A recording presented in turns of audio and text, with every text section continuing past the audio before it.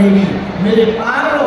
इसलिए साधक के जीवन में खोज होनी चाहिए, साधु के जीवन में मौज होनी चाहिए। इसलिए जिंदगी को क्रोध में नहीं बोध में जीना चाहिए। सबरी का जीवन बोधमय, रावण का जीवन क्रोधमय, रावण का जीवन क्रोधमय और मां सबरी का जीवन बोधमय है। बोध का मतलब सुरत रामानंदाचार्य की खबर। भैया बोलो जय सिया राम, जोर से बोलो और जोर से बोलो और जोर से बोलो, बुरा न मानना।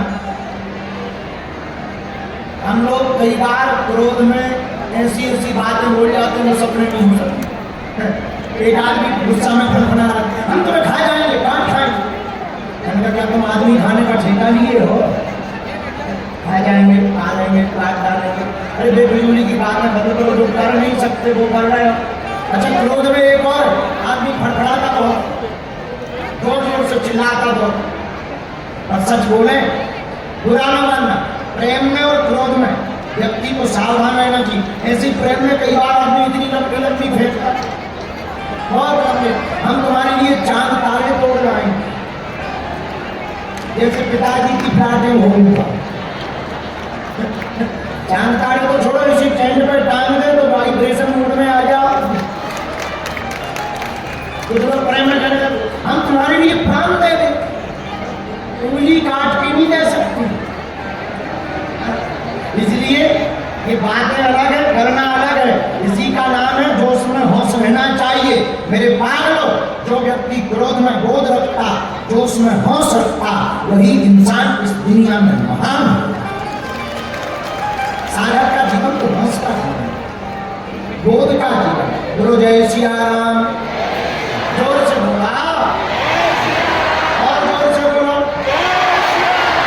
और जोर से बोलो। आज की कथा का सूत्र याद हो गया, क्रोध में नहीं बोध में जीना चाहिए। किसमें जीना चाहिए? जोश में नहीं। अरे बोलो बोलो, जोश में नहीं होश में जीना चाहिए। किसमें जीना चाहिए? कुछ लोग तो बेहोश रहते।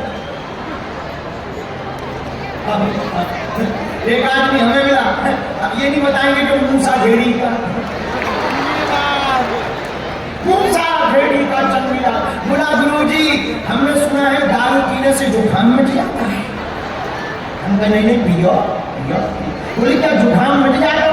हम कहा जुकाम लोगों के मकान मिट गए, जमीनें मिट गई, लुगाई मिट गई, तुम जुकाम की बात कर रहे पियो। कई लोगों के लीवर मिट गए, जुकाम तो मिट ही जाएगा।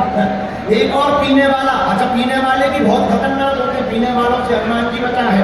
एक हमको इंदौर का आदमी मिला, हमका क्या हो गया? बोले लीवर खराब हो गया। हमने आंख बंद करी, हमका पीते हो? बोले एक मिलेगा ठेका या तुम ठीक कराने आए हो तो पीने आए हो? हमें शर्म नहीं आती? पी के लीवर खराब कर लिया, नकटा खटरी के बारे। बोले गुरुजी लीवर कमजोर था, दारू तो असली थी।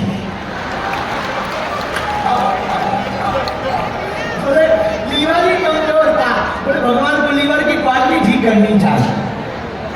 हमको तो आए किस लिए? बोले दोबारा जन्म मिले तो भगवान से कहते हैं थोड़ा लीवर की क्वालिटी ठीक कर दे। बोलो जय सिया राम। ऐसे लोग इंदौर में ही पाए जाते हैं। श्री राम जय राम।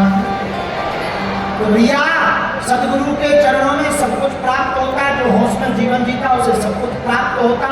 सब कुछ कहां से प्राप्त होता? भगवान के चरणों से प्राप्त होता। सब सुख रहे तुम्हारी शरणा, तुम रक्षक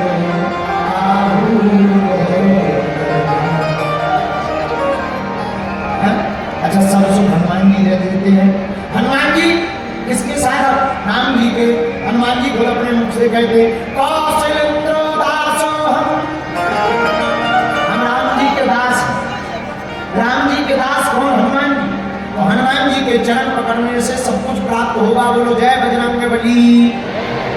आज हनुमान जी की बात हम इसलिए कर रहे हैं क्योंकि कल हमने रणजीत बाबा हनुमान के दर्शन किए हैं। कल हम गए थे, हाँ, लेकिन कल गए तो थे अपने दम पे है, लौटे उन्हीं की दम पे। मंदिर के बाहर इतना लोगों ने घेर लिया, एक बहन जी ने हमारा दुपट्टा टांग लिया, एक ने जेब ही टांग लिया। जेब में खैर होता कुछ है ही नहीं, अपनी जेब में तो वैसे ही कुछ नहीं होता है। बोलो जय सिया राम। हमका ये क्या है, बोले प्रणाम अगर तो कपड़ा फाड़ प्रणाम हमने इंदौर ही में देखा। हमने उसका नाम बताया कल जब हम वापस आए कमरा में बैठे तो हम हंस रहे थे। बोले हंस क्यों रहे? हमने तुमने कभी कपड़ा फाड़ प्रणाम देखा? बोले नहीं, हम ये इंदौर में मिलता है। बोलो जय सिया राम। खैर इंदौर की यादें हैं, जाएंगी नहीं। इंदौर तो अद्भुत है, इंदौरी आदमी भी बहुत अद्भुत होते। इंदौर में भक्ति भी अद्भुत है, यहाँ की मातृ शक्ति भी अद्भुत है। अरे जिस नगरी में माँ अहिल्याबाई जैसी भगवती हुई हो वो तो भक्ति की नगरी होगी। ये शक्ति की नगरी है, भक्ति की नगरी है। इंदौर साधारण नहीं है, ये शक्ति की नगरी, माँ अहिल्याबाई की नगरी और भक्ति की नगरी। ये जन सैलाब बता रहा है कि ये भक्ति की नगरी। सीताराम। तो कल तक की कथा में हमने चर्चा गाई थी,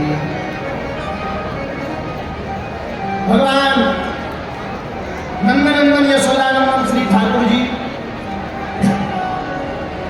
वनम वृंदावनम नाम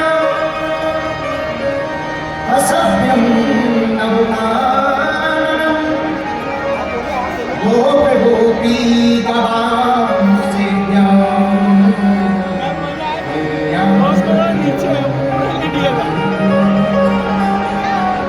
श्री राम वृंदावन में भगवान गोकुल छोड़ करके श्री धाम वृंदावन गए। बोलो बांके बिहारी लाल की, वृंदावन वाले ठाकुर जी की। तो कल भगवान श्री धाम वृंदावन गए। कहाँ गए? मीराबाई बहनी आहिरी मोहे लागे वृंदावन को, लागे वृंदावन। हमको वृंदावन बड़ा प्यारा है, भगवान को भी श्री धाम वृंदावन बड़ा प्रिय है, क्योंकि बाकी तो सब भगवान के निवास स्थल है, बाकी तो सब भगवान के लीला स्थल है।